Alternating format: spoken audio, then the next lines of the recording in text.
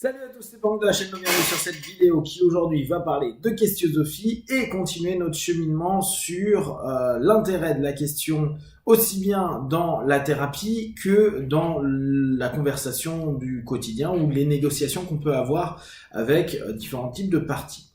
Jusqu'à présent, on est sur le QQ au QCP et sur la dernière vidéo, on était sur le quoi.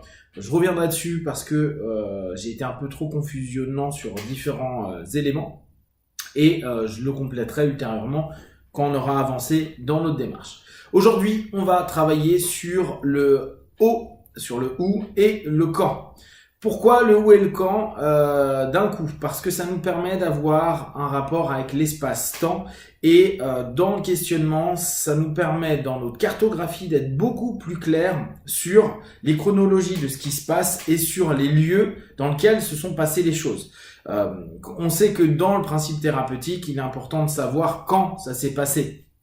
On travaille très régulièrement sur l'ici et le maintenant. Pour autant, l'ensemble de nos questions peuvent se baser sur des éléments passés et surtout sur des lieux différents où ont été vécues des émotions, des traumas, etc., etc. Ou même, on a une possibilité d'avoir beaucoup plus de précision que sur le quoi. Comme je vous avais dit, le quoi, très souvent, est assez confus. Pourquoi? Parce que notre partenaire va nous donner un mot un peu général du type l'anxiété, le malaise, la non-confiance en soi, etc., etc. Et à l'intérieur de ce concept-là, il y a énormément d'autres concepts. Donc, on a souvent beaucoup de questions à poser pour pouvoir commencer à avoir quelque chose d'assez précis pour permettre à notre partenaire de nous donner son index de référence à ce moment-là. Avec le quand et le où, on a logiquement des éléments qui sont très concrets qui vont arriver. Ça va donner des périodes et ça va également nous donner sa perception du temps. Sa perception par rapport au passé, sa perception par rapport au futur va avoir du sens. Certaines personnes voient le temps passer vite, d'autres trop lentement. D'autres sont ultra nostalgiques, d'autres ne pensent qu'au futur, d'autres n'arrivent pas à vivre le moment présent. Donc, quand on va être dans cet élément du quand, on va commencer à prendre énormément d'informations sur comment est géré le temps du partenaire et comment est géré son souvenir ou sa perception de l'espace, sa perception des lieux. Est-ce qu'il y a des lieux qui sont des lieux clés et stratégiques qui auront de l'importance autant dans la thérapie que dans la négociation, des endroits que la personne vous met comme référence ou comme élément important de leur vie ou comme moment agréable ou inversement comme élément désagréable?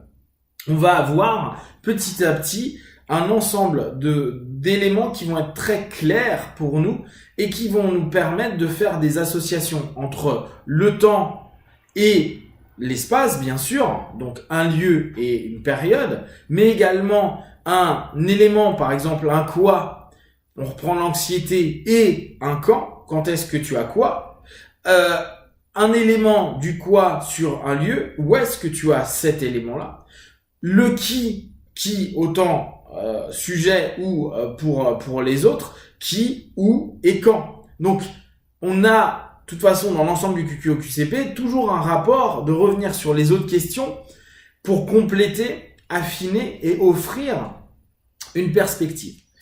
L'intérêt du concret également, c'est de permettre à notre partenaire de pouvoir être clairement dans une transe à ce moment-là et de repartir soit dans des régressions, soit dans des récessions et nous offrir la perception de l'instant d'un point de vue de sa transe.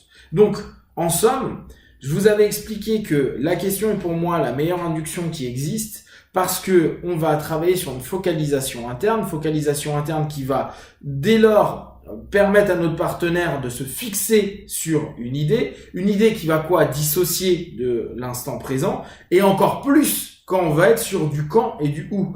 Quand est-ce que tu as pour la première fois roulé en vélo sur deux roues? Où c'était le partenaire, la plupart du temps, va devoir se séparer de cet ici et maintenant, en termes de temporalité, pour remonter le temps. Avec cette focalisation interne, pour petit à petit nous ramener à cette perception-là. Prenez bien attention d'un point de vue auditif ou d'un point de vue sémantique, quand vous allez poser des questions sur le où et sur le quand, plus encore sur le quand que sur le où, vous allez parfois avoir des modifications du timbre de voix. C'est-à-dire que vous allez pouvoir observer sur quelle ligne du temps se trouve votre partenaire sur certains sujets. Certains lieux ou certains temps vont ramener nos partenaires dans des postures différentes. C'est-à-dire qu'on reprend le principe d'analyse transactionnelle, on peut avoir une posture d'enfant, une posture d'adulte ou une posture de parent. Beaucoup de personnes, quand elles commencent à parler d'éléments de leur passé ou d'émotions qu'ils ont vécues dans certains lieux, admettons l'anxiété, quand ils sont devant du public, ils vont nous en parler avec une petite voix, genre ouais mais quand il y a du monde, je me sens un peu mal. Petite voix qui ramène à l'enfance. Donc le où nous ramène à un quand, une temporalité de posture, c'est-à-dire que notre partenaire se retrouve en modèle d'enfant dans un lieu devant du monde, et quand pour sa présentation X ou Y. Ce qui va avoir de l'importance dans les indications et les différents éléments de l'enquête qu'on est en train de mener au travers de la questiosophie, et que l'on va inscrire dans notre mapping. À savoir que quand vous allez avoir des régressions spontanées, la première fois que j'ai fait du vélo, j'avais tel âge, très souvent, vous allez permettre à votre partenaire de plonger dans le récit, et donc vous allez pouvoir dès lors poser davantage de questions sur l'ensemble des sensations, perceptions et émotions, voire dans cette notion quand et où, d'avoir les stratégies qui avaient été mises en place au quand, à cette période-là donc, et dans cet espace-là. Si en plus, au travers de votre question, vous êtes sur une notion de cause, quelle est la première fois où tu as vécu ceci? Donc c'est formalisé de manière question simple, mais qui peut revenir à une régression à la cause.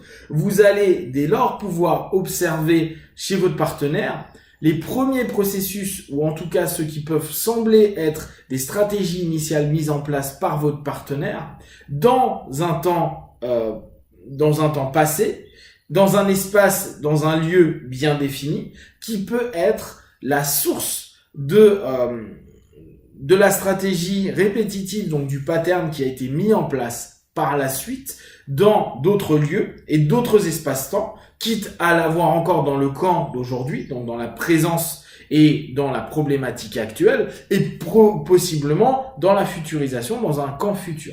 Donc, le questionnement sur le où et le quand nous offre une perspective de cadre chronologique, d'espace, nous offre dès lors une possibilité de mise en transe très intense, de compréhension des stratégies parfois premières et de la façon dont votre partenaire va avoir vécu, géré ou initié certains éléments. On est dans des éléments qui sont nettement plus concrets et là aussi, vous allez avoir des choses qui sont passionnantes. J'ai des éléments que je me souviens pas avant l'âge de 10 ans. Quand sur votre structure de questiosophie, vous allez être avec des partenaires qui ont oublié avant 10 ans, ça veut dire que dans leur timeline, il y a un trou. Ça veut dire que dans votre enquête, dans votre mapping, il y a quelque chose qui va complètement se heurter à un élément qu'il va falloir retrouver avec d'autres questionnements. Et la timeline, il faudra peut-être la modifier, c'est-à-dire estimer que la réponse que vous allez avoir doit être moins demandée sur le quand que sur le où. Une personne qui dit j'ai des grosses crises d'anxiété, bon depuis quand? Je sais pas, maximum je me souviens depuis le collège parce qu'avant je me souviens pas. Où est-ce que tu as pu vivre la première fois ça? J'en sais rien, j'ai l'impression qu'il y avait du monde. On n'a plus besoin de savoir exactement la timeline, ou au contraire il y avait peu de monde.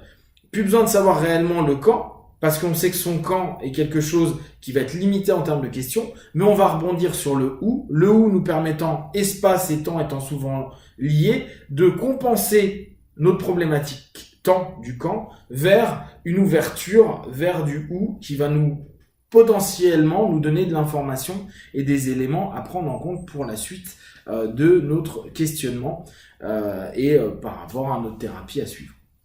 Si vous avez des questions et des remarques, n'hésitez pas à partager sur Facebook, YouTube, j'y répondrai le plus rapidement possible. Et comme d'habitude, de tout ce que je propose, ne prenez que ce qui est bon et juste pour vous. Testez, observez, analysez et concluez. Be one. Ciao, ciao.